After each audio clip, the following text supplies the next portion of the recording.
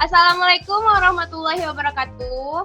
Di sini kita bakal ngejelasin apa itu basicking. Nah, pertama kita bakal memperkenalkan diri kita. Yang pertama aku Jauza Alia Hanun dengan NIM B119010. Aku Berliana Ramadhani dengan NIM B119008. Mitsarin Farani dengan NIM B119004. Aku Fatia Faradita dengan NIM B119011. Aku Lara Anggreni dengan NIM B119013. Dengan aku Okvin Saputra dengan NIM B119023.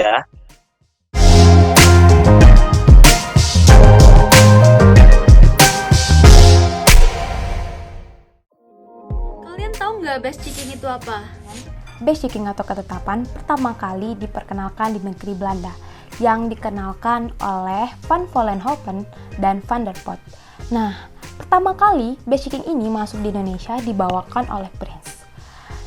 Menurut Utrecht, basicking ini di Indonesia itu diterjemahkan sebagai ketetapan. Sedangkan menurut Prajudi Atmosudirjo, basicking ini adalah penetapan. Basicking ini mempunyai 3 istilah, yaitu ketetapan, keputusan, dan penetapan. Nah, di sini aku bakal ngejelasin ke kalian 3 pendapat ahli tentang basicking, yaitu dari Utrecht, Prince, dan Prajudi Atmosudirjo.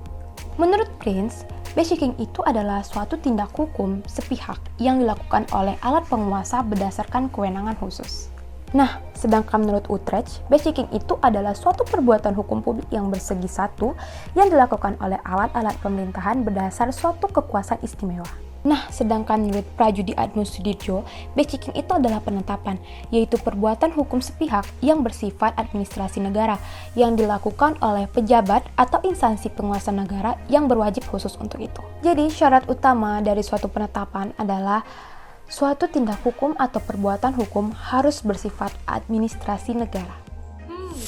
Apa sih perbedaan ketetapan, keputusan, dan penetapan? Perbedaan ketetapan, keputusan, dan penetapan. Nah, yang harus kalian ketahui, istilah dari basicking yaitu ketetapan, keputusan, dan penetapan tidak mempunyai perbedaan karena ketiga istilah tersebut digunakan dengan pengertian yang sama, yaitu sebagai produk alat pemerintahan atau administrasi negara gitu. Lalu, apa saja syarat-syarat sah ketetapan? Dalam membuat suatu ketetapan atau keputusan, pemerintah harus memperhatikan beberapa persyaratan. Terdapat 2 persyaratan yang harus dipenuhi agar suatu ketetapan dapat dinyatakan secara sah. Syarat pertama yaitu syarat material dan syarat kedua adalah syarat formil. Persyaratan material di antara lain adalah alat pemerintahan yang membentuknya harus pejabat yang berwenang atau berhak. Lalu alat pemerintahan yang membuatnya tidak boleh ada kekurangan ataupun cacat yuridis. Selanjutnya, harus diberi bentuk form yang ditetapkan dalam peraturan yang menjadi dasarnya dan pembuatnya. Pembuatannya pun harus diperhatikan. Lalu yang terakhir adalah isi dan tujuannya harus sesuai dengan isi dan tujuan yang akan dicapai. Lalu, ada persyaratan formil, yaitu syarat-syarat yang ditentukan dengan persiapan dilihatnya ketetapan dan terhubung dengan bagaimana ketetapan tersebut bakalan dipenuhi.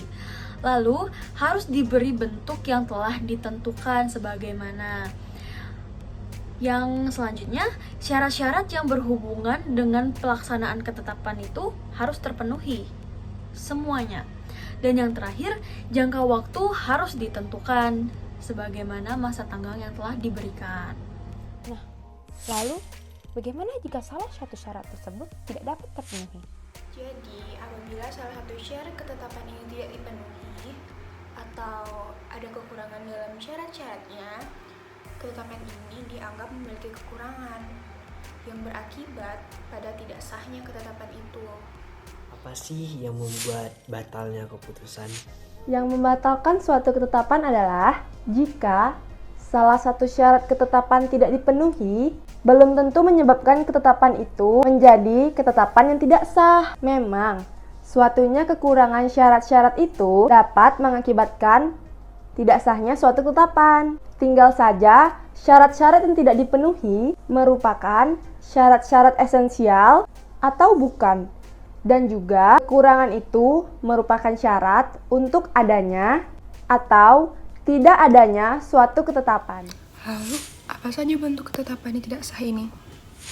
Sebuah ketetapan yang tidak sah dibagi menjadi 3 macam, yaitu yang pertama, ketetapan yang batal karena hukum yang berakibat suatu perbuatan untuk sebagian atau keseluruhan bagi hukum dianggap tidak pernah ada tanpa diperlukan suatu keputusan hakim atau keputusan badan pemerintah. Kedua, ketetapan yang batal berarti bagi hukum perbuatan yang dilakukan dianggap tidak ada sejak awal. Ketiga, ketetapan yang dapat dibatalkan berarti bagi hukum bahwa perbuatan yang dilakukan dan akibatnya dianggap ada sampai waktu pembatalan oleh hakim atau badan pemerintah lain yang berkepentingan. Terima kasih sudah menyaksikan. Tetap di rumah aja. Jangan keluar rumah. Rajin-rajin cuci tangan. Jaga kesehatan dan kebersihan. Jangan lupa minum vitamin. Perbanyak minum air putih. Semoga Semoga bermanfaat. Dadah.